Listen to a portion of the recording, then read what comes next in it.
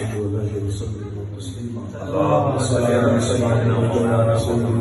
الله وعلى آله وصحبه يا حبيب الله الصلاة والسلام عليك يا سيدي يا رسول الله وعلى آله وصحبه يا حبيب الله الصلاة والسلام عليك يا سيدي يا رسول الله وعلى آله وصحبه يا خاتم النبيين. آپ تمام آباء رسول اللہ صلی اللہ علیہ وسلم کے غلام تشریف فرما ہے، تو یاد رکھیے جو دین اسلام ہے اس کی بنیاد جو ہے وہ ختم نبوت ہے، اور خرد نے کہہ بھی دیا لا الہ الا کیا حاصل، دل اور نگاہ مسلمان ہے تو کچھ نہیں.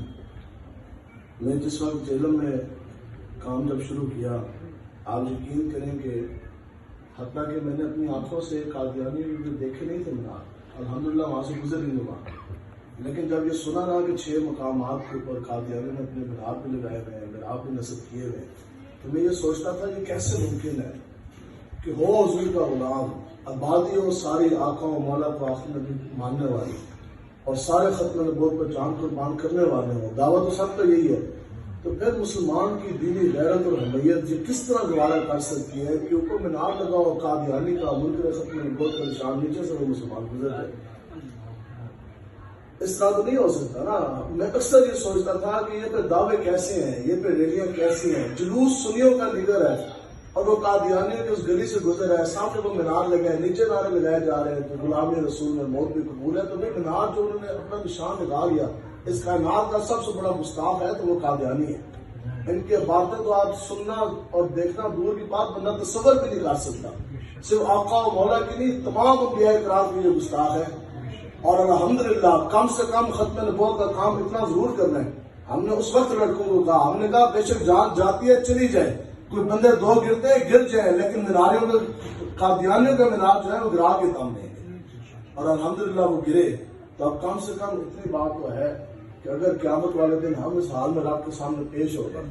کہ وہی قادیانی کے مینار ایک میرے ہاتھ میں پکڑا ہو، تو میں تو یہی سمجھتا ہوں کہ ہماری بخشش کے لیے یہ اسلام کافی ہے. ختم نبوت کا جو کام ہے یہ بڑے کرم کے فیصلے، یہ بڑے نصیب کی بات ہے. ہم نے الحمدللہ جیلم کے اندر سے مینار، محراب،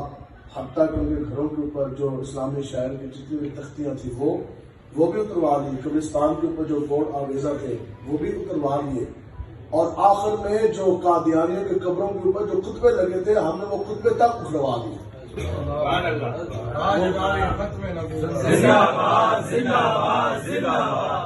وہ مجھے ڈی پی ڈی سی کہنے لگے جناب چلے مینار بھی آپ نے اتروا دیے اور جناب آپ نے مینار گروا دیے، ان کے خطبے تک اکھڑوا دیے، بتائیں تو صحیح. ہم نے کہا بات صرف اتنی ہے، ہم نے کہا جو مرضی مینار لگائے ہم لگانے دیں گے، ان کا تحفظ کریں گے، لیکن مینار وہی لگا